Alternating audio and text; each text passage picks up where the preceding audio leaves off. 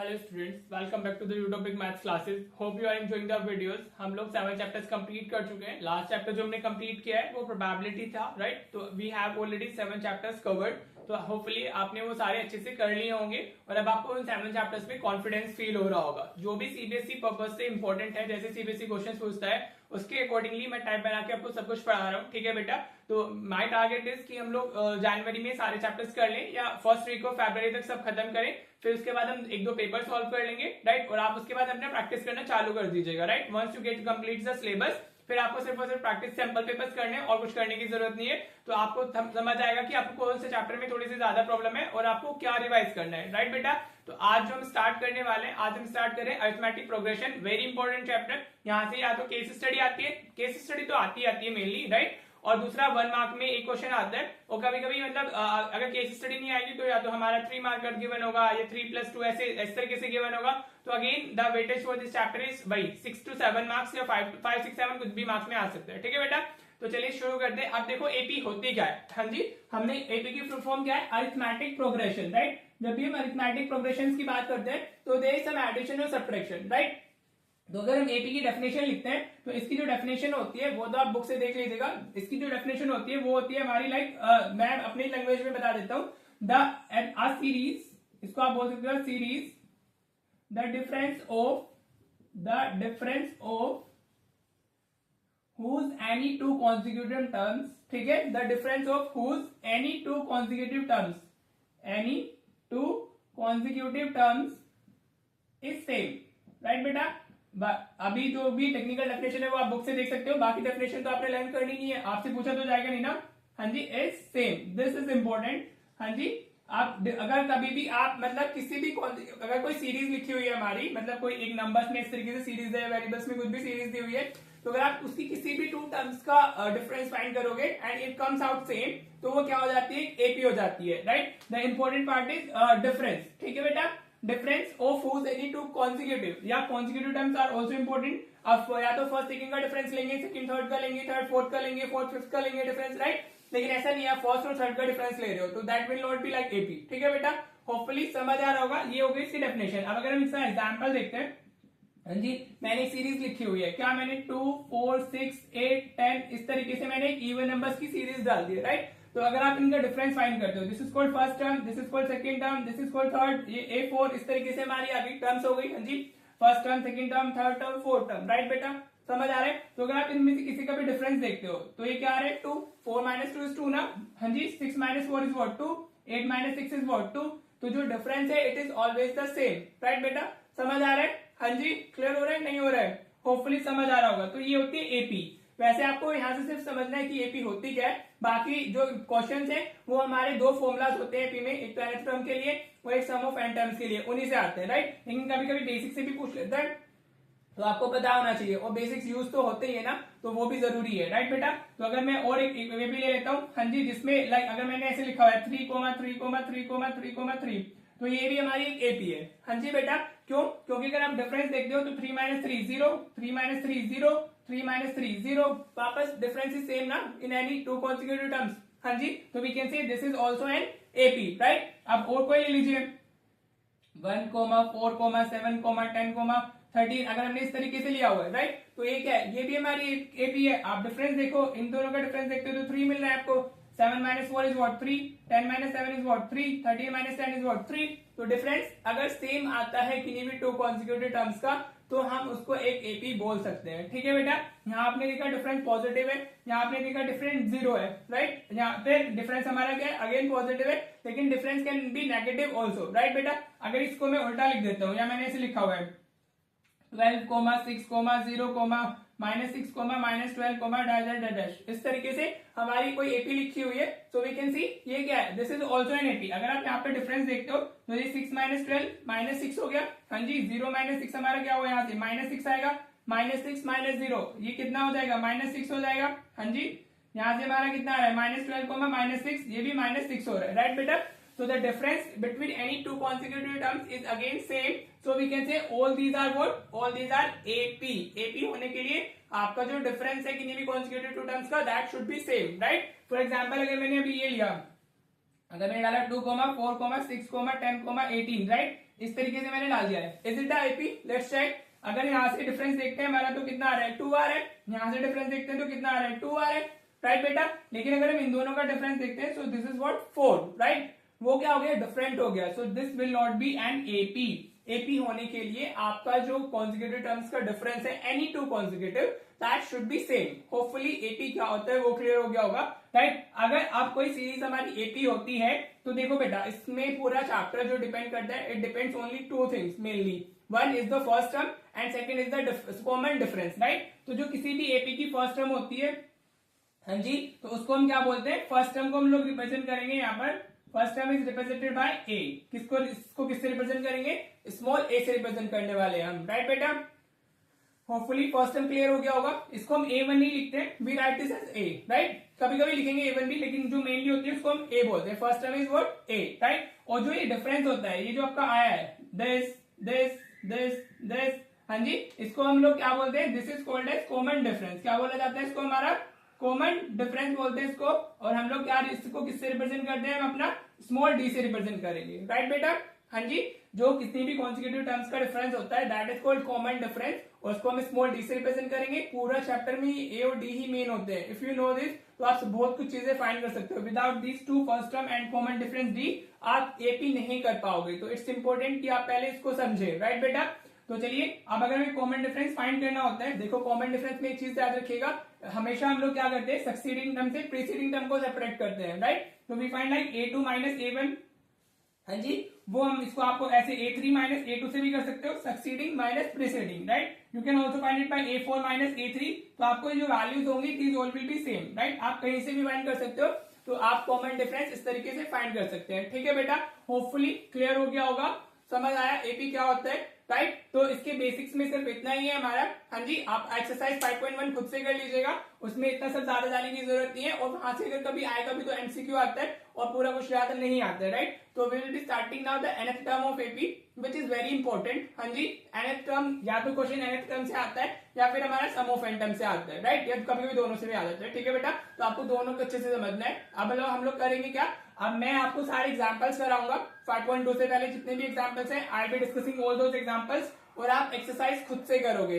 AP की NCERT is very important, हाँ जी, आपको करनी ही होगी एपी की एनसीईआरटी, राइट बेटा। कुछ चैप्टर्स बहुत अच्छे हैं एपी के, सॉरी एनसीईआरटी के, जो आपको करने होंगे एनसीईआरटी से, राइट। कुछ चैप्टर्स में कंटेंट उतना अवेलेबल नहीं है एनसीईआरटी में जहां से क्वेश्चंस आते हैं, right, but there are few chapters जहां पे सब कुछ आपने करना होगा। चलिए, अब हम nth टर्म ऑफ एपी पढ़ लेते हैं और फिर हम लोग पढ़ते हैं अपना क्वेश्चंस करते हैं। चलिए देखते हैं पहले nth term of AP, right बेटा। देखो nth टर्म ऑफ एपी के लिए क्या फॉर्मूला है, nth टर्म ऑफ एपी सिर्फ एक फॉर्मूला है, राइट। आपको उसी को अच्छे से समझना होगा, राइट। तो क्या फॉर्मूला होता है nth term of an AP, हम इसको रिप्रेजेंट करते हैं an इसमें क्या nth मींस वो एक पर्टिकुलर टर्म को रिप्रेजेंट कर रहा है, मतलब it could be the 52nd term, it could be the 64th term, it can be हमारा लाइक 76th टर्म। कोई भी जो पर्टिकुलर टर्म होती है स्पेसिफिक, उसको हमारा क्या रिप्रेजेंट करता है, an रिप्रेजेंट करता है, ठीक है बेटा। अगर मुझे कोई भी लाइक हमारा फर्स्ट सेकंड थर्ड फोर्थ तो हम ऐसे इजीली फाइंड कर सकते हैं, लेकिन अगर मुझसे पूछे कि find the 60th term of the AP, तो वो कैसे करेंगे, 60 टर्म हम ऐसे तो ना ऐड करके या सब्ट्रैक्ट करके फाइंड करने वाले हैं, ठीक है बेटा। तो उसके लिए हम क्या यूज करते हैं, we use the nth formula for nth term of an AP. वो क्या होता है, an is equal to a plus n minus 1 into d. a हमारी फर्स्ट टर्म हो गई और d हमारा क्या हो गया, कॉमन डिफरेंस हो गया, राइट। और n हमारा हो गया वो स्पेसिफिक टर्म जो पूछी गई हमसे, राइट। फॉर एग्जाम्पल अगर मेरे को फाइंड करना है a 54 फाइंड करना है मुझे, राइट। तो n की वैल्यू यहाँ पर क्या हो जाएगी, n will be acting as the 54। देखो n लिखा हुआ है ना, n हमारा कितना हो जाएगा 54। अगर मैं इसको इसके a और d के फॉर्म में लिखता हूँ तो ये मेरा a हो जाएगा। अब n मुझे पता है, तो 53 माइनस 1 ये क्या हो जाएगा, 54 माइनस 1 53 हो जाएगा। तो फिर a 54 को हम कैसे लिख सकते हैं, a प्लस 53, राइट। जो भी आपको टर्म लिखनी है, हाँ जी, आप क्या करोगे, उसमें आपको सिर्फ उसका एक -1 करके डी के साथ लिख देना है नंबर, और आप वो ए और डी के फॉर्म में वो नंबर लिख सकते हो, राइट। अगर मुझे क्या करना है, मुझे ए 39 लिखना है, हाँ जी, क्या लिखना है मुझे, 39 टर्म की मैं बात करता हूं, तो मेरा क्या होएगा, this will be A plus 38 D, right बेटा। यहाँ 39 है, यहाँ उससे एक कम हो जाता है, राइट। तो a प्लस 38 डी लिखना है आपको, एंड n माइनस 1, समझ आ रहा है होपफुली। अगर मुझे कोई भी लिखना है, मुझे लिखना है a 65 लिखना है मुझे, हाँ जी, a 65 लिखना है, तो मेरा क्या होगा, सबसे पहले तो a हो जाएगा प्लस 65 से एक कम क्या होगा 64, तो यहाँ पे a प्लस 64 आप 64d लिख सकते हो आप इसको, राइट बेटा। होपफुली समझ आ रहा होगा आपको। अगर आपको 18 लिखना है, a18 कितना हो जाएगा हमारा a प्लस 17d, इस तरीके से आप इसको लिख सकते हो, ठीक है बेटा। ये सिंपल सा फॉर्मूला है हमारा, right, very important. I already marked a lot of stars on this, हाँ जी, तो बहुत इंपॉर्टेंट है। चलो देखिए इस फॉर्मूले को यूज कैसे करते हैं, इसके कुछ एग्जांपल्स करते हैं and then you will be doing the exercise by yourself. चलिए क्वेश्चन देखते हैं। देखो बेटा एग्जाम्पल एनसीईआरटी के एग्जाम्पल थर्ड है, बस मैंने कौन सा मतलब वो बेसिक अप्लाई करके दिखाने के लिए ले लिया है, बाकी आपको सिर्फ इसका मतलब ये भी नहीं पूछा जाएगा सीबीएसई में, ठीक है बेटा, लेकिन आपको पता होना चाहिए टू क्लियर योर बेसिक्स, ठीक है। तो हमें एपी क्या दी हुई है, अगर हम इसके आंसर की बात करते हैं तो हमारा एपी क्या है 2, 7, 12 एंड दिस उसने ऑलरेडी स्पेसिफाई कर दिया कि वो एपी है, तो एपी है, राइट। तो अब इसकी जो फर्स्ट टर्म होगी, ए की वैल्यू हमारी कितनी आ जाएगी 2, हाँ जी, ए हमारा फर्स्ट टर्म होता है, तो first term is 2। Common difference के लिए आपको क्या करना है, आप किसी भी सक्सेसिव मतलब 7 माइनस 2 कर सकते हो, 12 माइनस 7 कर सकते हो, तो 7 माइनस 2 कितना आ गया हमारा 5 आ गया, राइट। और हमसे पूछा गया है आस्क्ड टू फाइंड a10 की हमें वैल्यू बतानी है, राइट बेटा। मैंने भी आपको क्या समझाया, हमारी nth टर्म के लिए क्या फॉर्मूला होता है a प्लस, आप हमेशा फॉर्मूला जरूर डालेंगे अपने आंसर्स में, राइट, ताकि आपको लर्न भी हो जाए और आपको हैबिट में भी आ जाए, ठीक है बेटा। फॉर्मूले के मार्क्स होते हैं अगेन, राइट। तो a10 अगर मुझे फाइंड करना है, a10 के लिए मुझे क्या करना होगा, I be finding a plus 9d हो जाएगा ये मेरा, 10 माइनस 1 इज 9 ना, हाँ जी। अब वैल्यूज आपके पास में है, सब्स्टिट्यूट कर दीजिए, तो a is 2 plus 9 into d is 5, तो ये 2 प्लस 45, तो what will be your answer 47 will be your answer, that's it, ठीक है बेटा, इतना सा होता है, राइट। समझ आ गया होगा, ये तो बहुत बेसिक था। चलो नेक्स्ट एग्जांपल ले लेते हैं अभी। क्या देखो ये हमारा एग्जांपल फोर्थ है, क्या कह रहे हैं, हमें एक एपी दी हुई है, which term of this AP 21, 18, 15, अगर आपको एपी पता होती है तो आप एओडी आपको इजीली मिल जाते हैं, ठीक है। इस -81 हमें बताने की इसकी कौन सी टर्म -81 होगी, मतलब हमारा 18th टर्म -81 होगी या 15th टर्म 81 -81 होगी या 21st term 23rd term, we don't know कि कौन सी टर्म है, हमें वो फाइंड करना है, राइट। तो basically this is the value for an, जो -81 है वो हमारा क्या है, an की वैल्यू हमें दी हुई है, an तो हमें उस टर्म की वैल्यू देता है ना, हाँ जी। फिर वो पूछ रहे हैं ऑल्सो इज एनी टर्म 0, क्या इसमें कोई टर्म हमारी 0 भी आएगी, right, give reason for your answer, ठीक है। चलिए देखते हैं इसको करते कैसे हम लोग, राइट। पहले देख लेते हैं जो गिवन है वो देख लेते हैं। हमें एपी गिवन है 21, 18, 15 एंड सो ऑन, हाँ जी, राइट, ये एपी हो गई। अब यहां से ए की वैल्यू कितनी आएगी हमारी 21 हो गई, A is always the first term of the AP. D हमारा कितना आएगा, डी के लिए हमें क्या करना है, दिस माइनस दिस, तो हम 18 माइनस 21 करेंगे तो हमें कितना मिल जाएगा, -3 मिलेगा, राइट। कॉमन डिफरेंस पॉजिटिव भी हो सकता है, 0 भी हो सकता है, नेगेटिव भी हो सकता है, ठीक है बेटा। -3 मिल गया हमें डी, राइट। अब हमें क्या गिवन है, एन हमें गिवन है कितना, एन इज हमारा -81, राइट बेटा। तो जितनी वैल्यूज अवेलेबल है हमारे पास में हमने फाइंड कर ली, मतलब लिख ली है, राइट। और हमें बताना क्या है, हमने एन बताना है कि कौन सी टर्म होगी वो, राइट बेटा। चलो फॉर्मूला यूज करते हैं। एन क्या होता है हमारा, n is a plus n minus 1 into d. देखो मैं हर बार फॉर्मूला लिखता हूँ, आपको भी ये हैबिट में लाने की आप हर बार फॉर्मूला डालें ताकि आपकी प्रिपरेशन बहुत अच्छी हो सके और आप अच्छे से क्वेश्चंस कर पाए। एबीसी इस टाइप के क्वेश्चन डायरेक्टली आते हैं एग्जाम में, हाँ जी। तो सारे एग्जाम्पल्स और क्वेश्चन वेरी इंपॉर्टेंट, ठीक है। चलिए देखिए अब एन की वैल्यू कितनी दी हुई है, इट्स -81। ए की वैल्यू कितनी है हमारे पास में, it's 21 plus n minus 1 into d, d कितना है हमारा -3, ठीक है बेटा। सबसे पहले आपको क्या करना है, ये जो ए की वैल्यू है इसको इधर शिफ्ट करना है, तो ये -81 -21 हो जाएगा, is equal to n minus 1 into -3। अब देखो कुछ बच्चे क्या करते हैं, कुछ बच्चे इसको अंदर मल्टीप्लाई करते हैं, -3 प्लस 3 लिख लेंगे, राइट। और मैं क्या करता हूँ, मैं पहले इसको -3 को इधर शिफ्ट करता हूँ, राइट। तो इट्स अप टू यू, जो जैसे आपको कंफर्टेबल है। अगर आप अंदर मल्टीप्लाई करके करना चाहते हो तो अंदर मल्टीप्लाई करके कर लो, और आप -3 मतलब जो भी कॉमन डिफरेंस है उसको इधर शिफ्ट करके करना चाहते हो डिवीजन में, तो वैसे भी कर सकते हो, ठीक है बेटा। तो ये हो गया हमारा -102 is equal to n minus 1 into -3 हो गया, हाँ जी बेटा। मैं अंदर मल्टीप्लाई नहीं कर रहा, I am shifting -3 to this side, तो ये -102 अपॉन -3 आ जाएगा is equal to n minus 1, right बेटा। होपफुली समझ आ रहा होगा। इसको अगर आप माइनस से माइनस कैंसिल डिवाइड करेंगे तो कितना आएगा, 3 3 इज 9, 4 हो जाएगा, 3 4 इज 12, राइट। ये इसको 102 को अगर 3 से डिवाइड करेंगे तो 34 मिलेगा, और ये हो गया हमारा n माइनस 1, इसको इधर शिफ्ट करोगे आप तो 34 plus 1 is equal to n, right. तो n कितना आ गया हमारा 35, ठीक है बेटा। तो what will be your answer, you will be writing 35th term will be हमारा -81, राइट बेटा। इस तरीके से आपको लिखना होता है so that you can get the full marks, ठीक है बेटा जी। तो फर्स्ट पार्ट हमारा हो गया है, इजी था। हाँ जी, आप इसको अंदर मल्टीप्लाई करके भी कर सकते हो, it's totally up to you, right बेटा। तो चलिए अभी हमें क्या करना है, we need to also check कि जो जीरो है can it be a term also. हाँ जी, तो देखते हैं अब हम इसको कैसे करेंगे। अब आपको क्या लेना है, ए एन की जगह पर जीरो डालना है, राइट। एन क्या लेना है, हमने जीरो लेना है। बाकी चीजें तो हमारे पास में है, तो फॉर्मूले में डालते हैं। अभी फॉर्मूला इधर लिखा हुआ है, राइट। तो इस बार हम ए एन क्या ले रहे हैं, जीरो ले रहे हैं, राइट। तो जीरो इज इक्वल टू हमारा क्या हो जाएगा, this is 21 plus n minus one into -3। हाँ जी बेटा, फॉर्मूला ये वाला पार्ट ले लिया। अब हमें सिर्फ चेक करना है कि जीरो उसके टर्म होगी या नहीं होगी, ठीक है जी। तो इसको इधर शिफ्ट कर दे, तो -21 is equal to n minus one, और ये कितना आ गया -3। हाँ जी, 21 इधर आ गया तो माइनस हो जाएगा ना। अब -3 इधर शिफ्ट होगा, तो -21 अपॉन -3, जैसे अभी किया वैसे ही कर रहा हूं मैं। एन से minus cancel, 3 7 is 21, 7 is equal to n minus one, तो 7 plus 1 is equal to n, तो n क्या होगा हमारा 8। देखो बेटा, अगर 8 आपका एक होल नंबर आ जाए, राइट, होल मीन्स की या नेचुरल नंबर बोलो, अगर आपका n हमारा क्या आ जाए, नेचुरल नंबर आता है, मीन्स इसकी जो वैल्यू n की, it should not be a fraction, ठीक है, या कोई डेसिमल, अगर फ्रैक्शन है तो ऑफकोर्स डेसिमल में कन्वर्ट हो जाएगा। तो this should be a whole number. अगर वो होल नंबर आता है हमारा तो वो टर्म होगी, अदरवाइज वो नहीं होगी, ठीक है।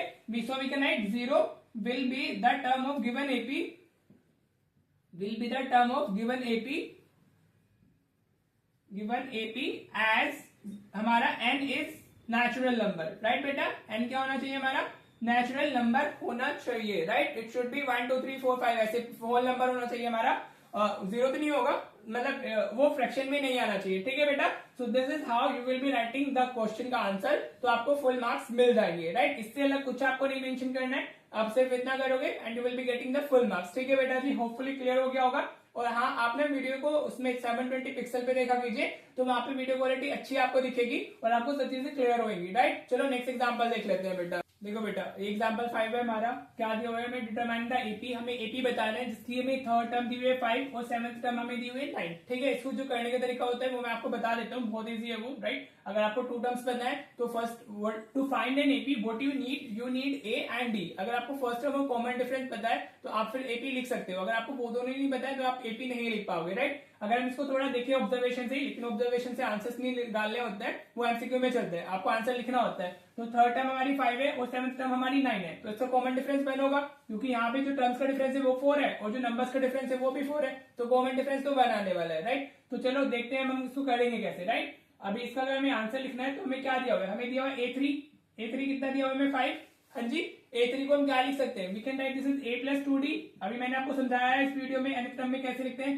लेट दिस इक्वेशन इज हमारा फर्स्ट। हाँ जी, फिर सेवंथ टर्म हमें गिवन है, सेवंथ टर्म हमारी कितनी होगी, 9 हो गई, राइट बेटा। अब सेवंथ टर्म को हम क्या लिख सकते हैं, A प्लस 6D लिख सकते हैं हम इसको, इज इक्वल टू 9। ये क्या हो गई हमारी इक्वेशन सेकंड हो गई। हाँ जी, अब linear equation in two variable हम ऑलरेडी कर चुके हैं, दो वेरिएबल से हमारे पास में दो इक्वेशन है, तो हम लोग कर देते हैं equation second minus equation first. Equation first को हम सब्ट्रैक्ट कर देते हैं फ्रॉम द सेकंड, तो हमारा किस तरीके से सब्ट्रैक्ट करते हैं हम लोग, A plus 6D is equal to 9। हाँ जी बेटा, अगर आपको मेरी स्पीड फास्ट लगती है तो प्लीज कमेंट करके बता दीजिएगा कि सर आप बहुत स्पीड में जाते हैं, मैं थोड़ा स्लो पढ़ा दूंगा। एक्चुअली मेरी हैबिट में ही यही है, मैं बोलते ही बहुत ज्यादा तेज हूँ, राइट। तो अभी हमें माइनस करना है, माइनस माइनस कैंसिल हो गया, 6D माइनस 2D 4D आ गया, 9 माइनस 5 4 हो गया, right. So D is basically 1। हाँ जी, हमें D मिल गया। अब आप इसको किसी में भी पुट कर दो, putting value of D in equation 1, ये तरीका मैं आपको बता रहा हूँ। Putting value of D in equation 1, तो आपको A की वैल्यू मिल जाएगी। हाँ जी, समझ आया बेटा, वी गेट भी लिख सकते हो आप अगर लिखना चाहो तो, राइट। तो this will be A plus 2 into D, 2 into D हमारा कितना है 1 इज इक्वल टू 5, तो A प्लस 2 कितना आ गया हमारा 5। हाँ जी, तो A हमारा कितना आ गया 5 माइनस 2, तो A की वैल्यू आ गई कितनी हमारी 3, राइट। अब आपके पास में A भी है और आपके पास में D भी है, तो आपने सिर्फ क्या लिखना है, आपको सिर्फ AP लिखनी है। तो AP हमारी कैसे आती है, AP फर्स्ट टर्म हमारा 3 होगी, ठीक है। फिर जो कॉमन डिफरेंस होता है उसको हम ऐड करते चले जाते हैं सक्सेसिव टर्म्स के लिए, तो 3 नेक्स्ट विल बी 4, ठीक है, 3 प्लस 4 देन 5 6, इस तरीके से हमारी एपी आएगी और then you can write dot dot dot, ठीक है बेटा। समझ आ गए, होपफुली क्लियर हो गया होगा। फर्स्ट टर्म अगर आपको मिल जाती है और अगर कॉमन डिफरेंस आपके पास में है तो फर्स्ट टर्म में आप कॉमन डिफरेंस को ऐड करते जाएंगे, सो यू विल गेट हमारा एपी, ठीक है बेटा। इस तरीके से आप एपी फाइंड करते हो। होपफुली ये क्वेश्चन क्लियर हो गया होगा। चलिए एक एग्जांपल और कर लेते हैं। हाँ जी, एपी को मतलब nth टर्म को हम 2-3 पार्ट में करते हैं क्योंकि फिर वीडियो बहुत लंबी हो जाती है, ठीक है, फिर देखने में मजा नहीं आता है। चलो एक एग्जांपल लिखते हैं और फिर खत्म एंड करते हैं इस वीडियो को, राइट। देखो बेटा, ये हमारा एग्जांपल 6 है। Check whether 301 is a term of the list of numbers. ये वर्ड इंपॉर्टेंट है कि लिस्ट ऑफ नंबर्स। उसने इस बार क्या बोला है, इसने नहीं बोला कि एक एपी है। So first of all you will be checking कि वो एपी है या नहीं है, राइट। तो उसके लिए भी क्या करना होता है, अगर मैं इसको A1 बोलता हूँ, A2, A3, A4, तो आप सबका डिफरेंस चेक करोगे। अगर वो सेम आता है तो वो एपी होगा। तो A2 माइनस A1 कितना होगा हमारा, 11 माइनस 5, तो ये कितना आ गया 6। ठीक है, वैसे दिख रहा है कि एपी है, लेकिन you need to show that also in your answer sheet. तो अभी A3 माइनस A2 फाइंड करेंगे, तो 17 माइनस 11 हो गया, विच इज अगेन 6। हाँ जी बेटा, लेकिन आपको लिख के दिखाना होगा, तो आपको ये लिखना है A4 माइनस A3 हमारा कितना हुआ, 23 minus 17, so this is also हमारा 6। ठीक है, so common difference is same, so this will be AP. ठीक है, हम लिख देंगे therefore the given list of number is an AP. The given list of numbers is an AP.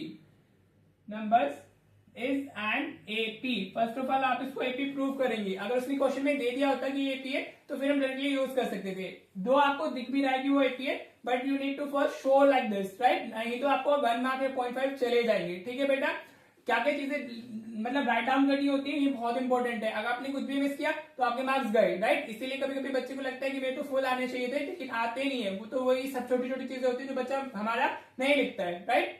चलो अब देखते हैं। अब हमें मिल गया कि एपी है, तो हमारी फर्स्ट टर्म क्या हो गई, 5 हो गई, राइट। और डी कितना हो गया हमारा, 6 हो गया। वो तो हम ऑलरेडी फाइंड कर चुके हैं। ये डिफरेंस आ रहा है, this this this this is हमारा कॉमन डिफरेंस था। हाँ जी, अब हमें क्या दिया हुआ है, वी नीड टू चेक की जो हमारा 301 है, एन हमें कितनी दी हुई 301, कि वो एक इसकी टर्म होगी या नहीं होगी, मीन्स वो इसमें आएगा या नहीं आएगा, राइट। चलिए चेक करते हैं। अभी हमने समझा था कि चेक कैसे करते हैं, जो इसके लिए हम एंड फाइंड करेंगे। अगर वो हमारा नेचुरल नंबर आता है तो वो होगी, अदरवाइज नहीं होगी। फ्रैक्शन में आएगा तो नहीं होगी। तो डाल देते हैं formula, n is equal to a plus n minus 1 into d, right बेटा। हाँ जी, एन कितना है हमारा 301, ए की वैल्यू 5 आई हुई है, प्लस एन माइनस 1, और डी कितना है हमारा 6। हाँ जी बेटा, तो इसको शिफ्ट कर लो पहले। 301 माइनस 5 हो गया, इज इक्वल टू हमारा कितना है, एन माइनस 1 इंटू 6। हाँ जी, राइट। माइनस करेंगे तो कितना आ जाएगा, ये 296 मिलेगा हमें, एन माइनस 1 इंटू 6। ठीक है बेटा, क्लियर। अब ये 6 इधर डिविजन में जाएगा, तो 296 divided by 6 is equal to कितना हो गया, एन माइनस 1, राइट। चलो चेक करते हैं 6 से डिविजिबल है या नहीं है। और 9 और 6 15 और 2 17। देखो ये 2 से तो डिविजिबल है, बट ये 3 से डिविजिबल नहीं है। हाँ जी, तो वो 6 से डिविजिबल नहीं होगा, राइट। तो we can say therefore 301 is not the term of AP, is not the term of given AP, as n is not a natural number, n is not a natural number, right बेटा। तो वो उसकी एक AP नहीं होगी, मतलब वो इसकी टर्म नहीं होगी, right. 296 is not completely divisible by 6 because it is divisible by 2 but not divisible by 3, तो वो 6 से divisible नहीं होगा, राइट बेटा।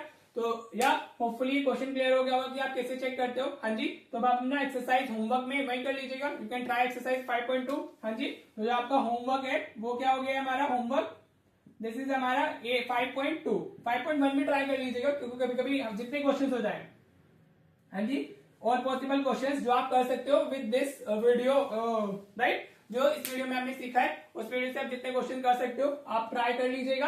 अभी हम ये कंटिन्यू रखेंगे। This is the part first of हमारा nth टर्म ऑफ एपी। अभी एक वीडियो या 2 वीडियो और आएंगे इसके, राइट। तो चलिए, होपफुली आपको समझ आया होगा कि हमारा है क्या। And if you are enjoying the videos and enjoying the channel, please share the channel, अपने फ्रेंड्स को बताइए ताकि उनका भी भला हो सके, राइट, उनको भी कुछ अच्छा मार्क्स मिल सके। एंड ऑफकोर्स प्लीज बेटा प्रैक्टिस जरूर कीजिएगा।